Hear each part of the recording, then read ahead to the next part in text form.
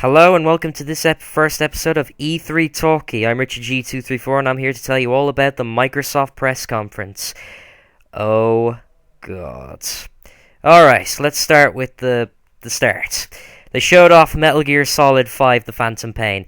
It looks quite good. They've got some vehicle gameplay in there. It's going to be proper open worlds. They're improving on the combat with deeper CQC and, it's a third-person shooter. Looks quite good. The cutscenes, they're going to be cutscene-y as Metal Gear Solid usually is. The graphics look really nice, I must say. It's a good-looking game. And Kiefer Sutherland, we got to hear some of his voice. I'm thrilled. We also got to see some of the characters that will be in the game, so should be interesting. Then, of course, the shocking thing happened. Hideo Kojima came onto the stage with some other guy nobody cares about. And man, he was talking in broken English about Xbox One will power Metal Gear Solid 5 amazingly. Great. So, we started off our Xbox conference by talking about the previous Xbox, the Xbox 360, and some exclusives coming to it, which include 3 games. World of Tanks, which is a free PC multiplayer online game that's coming exclusively to 360. Dark Souls 2, the long-awaited sequel to Dark Souls 1, and some other game I forgot about. But then we finally got onto the thing we've all been waiting for, the Xbox One.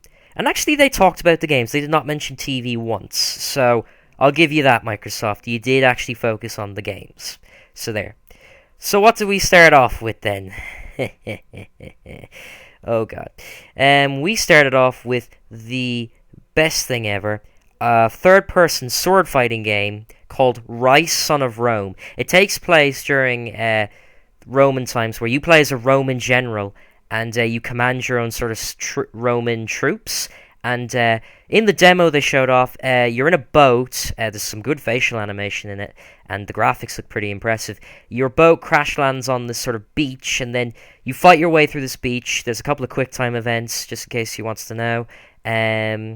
It's a brutal sword fighting game. It kind of reminds me of that game. It kind of reminds me of God of War in a way, but not really. It's quite gory, and it's got some quick time events, but it's a nice looking game, and the combat looks quite good.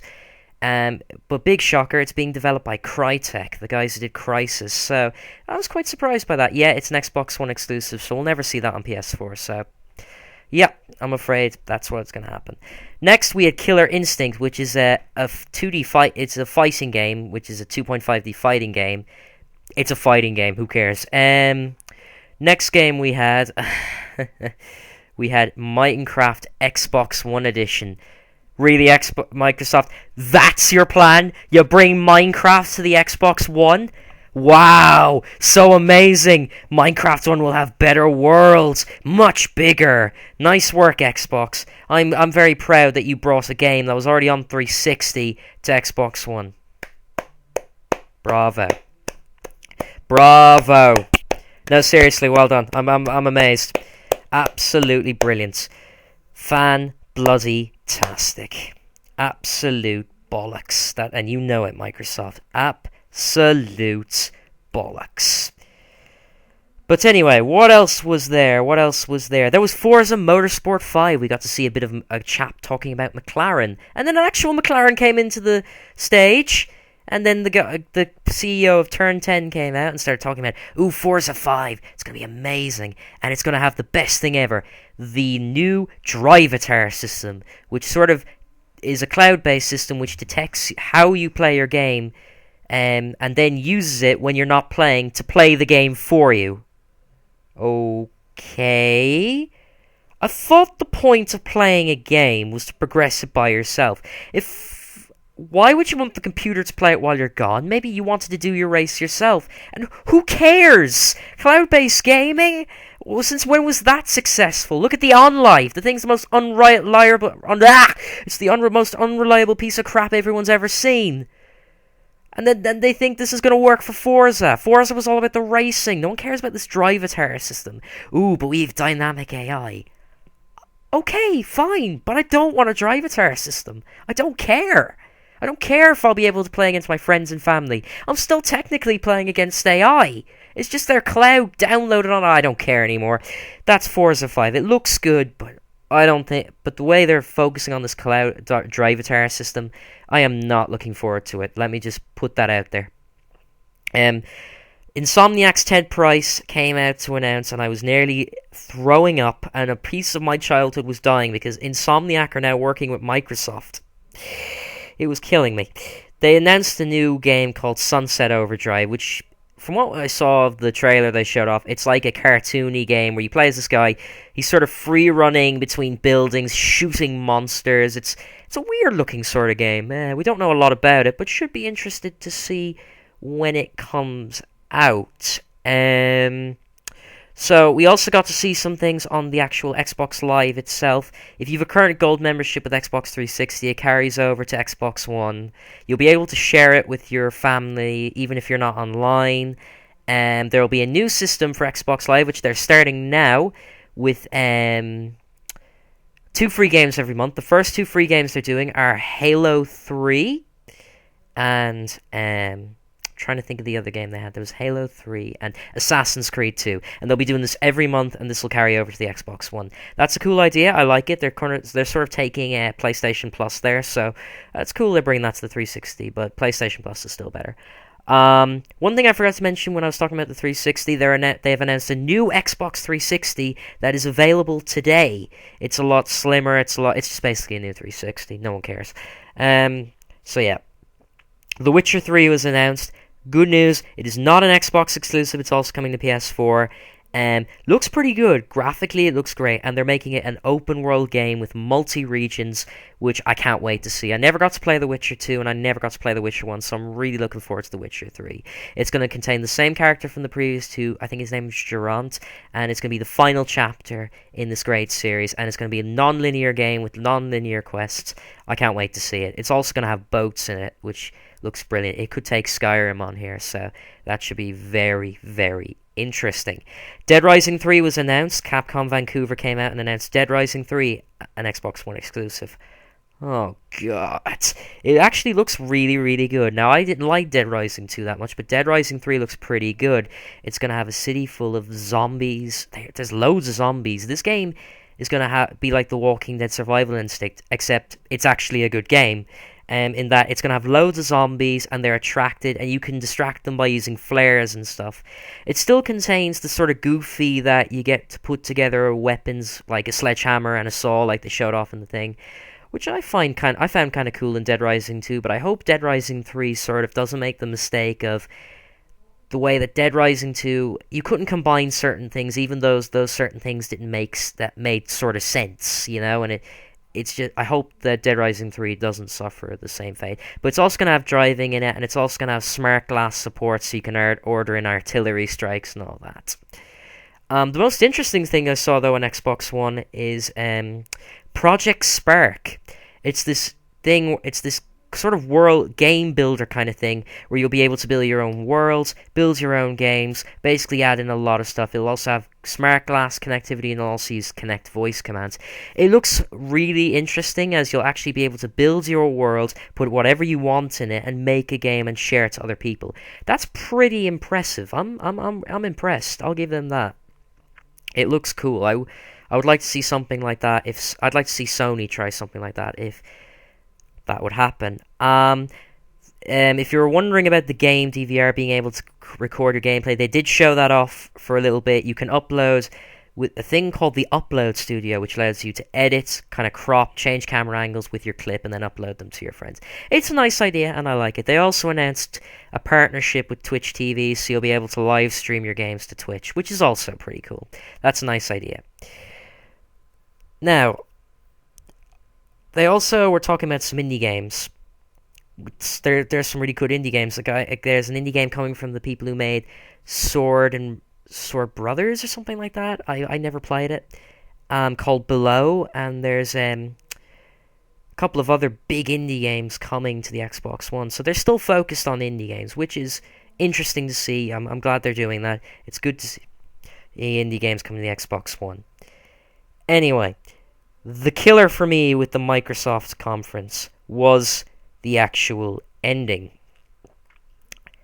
They announced Halo for Xbox One. This annoys me because Halo was pretty much done by Halo 3. Halo Reach was terrible. Halo 4 was awful. Halo 5, the next Halo, will suck ass. Why? Why continue this series? It's going to die. It's going to finish. Kill it off. Seriously. No one cares about Halo anymore. He finished in Halo 3. You finished it in Halo 3. I'm sorry. Halo is dead now. Leave it die in peace. Okay, it was good while it stayed, but you're just prolonging the inevitable. It's like what Call of Duty's going through right now, and it's going to happen to Call of Duty Ghosts. No one's looking forward to that game. I'm not. It's basically a game that has dogs in it. Wow, I'm so impressed. Well done, Infinity Ward. But still, come on, guys. Just kill off Halo and come up with something interesting, a new IP that's interesting. Please, Microsoft. If I beg you one thing, do that. Please. Okay? Thank you. Battlefield 4 was also shown at Xbox One, and I must admit, it's the most hilarious demo I've ever seen, because when they started the demo, there was a sound problem, and they had to cut off the demo after 2 seconds. Okay, so the poor guy on stage was getting heckled by the crowd. Eventually, they did get it working in the sound, but basically, it looks pretty cool. The graphics are amazing. Frostbite 3 is definitely looking good. The demo, they shut off a ship battle that took place indoors, but then all hell breaks loose and the ship it sort of blows into hell and your squad ends up on the deck. And it culminates with a bit where you were driving on a boat. It looked pretty cool.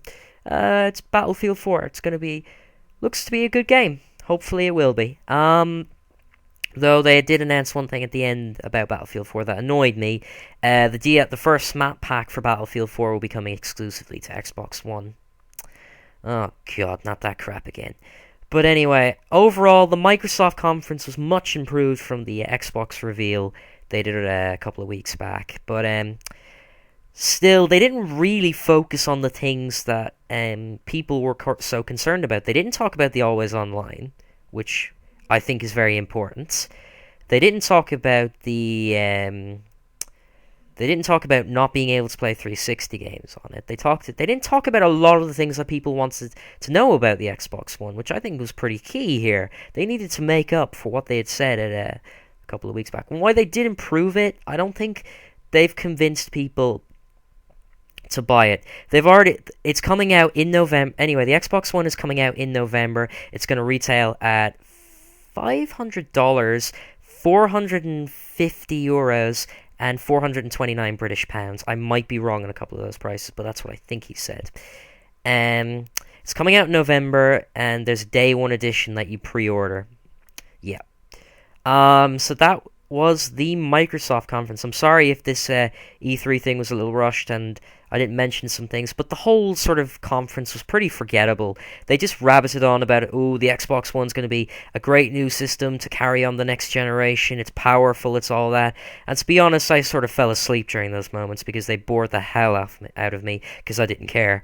But so far, some of the exclusives seem really, really cool. I'm especially interested in that game, Riced. That game looks really, really cool. It's a shame it's not coming to other consoles, but it looks impressive. And I think Crytek may be onto a winner with that one. And The Witcher 3 is another game I'd go home with saying keep an eye out on because it looks really, really cool. So that was the Microsoft conference. A bit forgettable, but much more improved from the reveal. Before we finish, I'd just like to quickly mention a couple of games that I saw trailers for. Watch Dogs got its E3 trailer released today, and it looks alright. I'm still not looking forward to it, because I don't get what the big deal about it is. You can hack stuff, you can cause cars to crash, and all that kind of stuff. It's not interested me so far. I'm hoping that will change, but at the moment, not really interested. Lightning Returns Final Fantasy got a gameplay video today, and I must report the graphics look great, and the game looks pretty good. Showed off some pretty cool stuff, some of the combat and some of the actual exploring. So it was pretty short, but I'm looking forward to it. It's a shame it's coming out in February 2014. Oh well. What can you do? What can you do? You can do nothing. But that is pretty much it for the Microsoft press conference and a couple of games I wanted to mention. But yeah, that's it. Be sure to tune in tomorrow where I'll be talking about the EA, the Sony, and the Ubisoft conferences. So join me tomorrow when I'm talking about them because unfortunately I will be watching the EA one tonight, but I won't have the video done by tonight. I'll have it done by tomorrow, and I'll have the other ones done by tomorrow as well. So be sure to check in with me tomorrow for those ones. Also, I want to give a quick shout out to Neko Gaming Yuki. Subscribe to his channel on YouTube and check out his DeviantArt. He did a fantastic YouTube banner for me. You might have noticed it. It's really, really nice. If you want him to make your YouTube banner, sure, ask him. He does a really good job, and his YouTube channel is really good. Go check it out. But I've been RichardG234, and I hope you've enjoyed this quick little video telling you all about the Microsoft press conference. And join me tomorrow where we'll be talking about more E3 stuff. And over the rest of the week, we'll be talking about more E3 stuff as it comes out. So yeah, thanks guys. I'll see you later. Bye. Sorry, I just remembered I forgot to mention something. The developer of Deadly Premonition Access Games and Swery65 are working on an Xbox One exclusive called D4.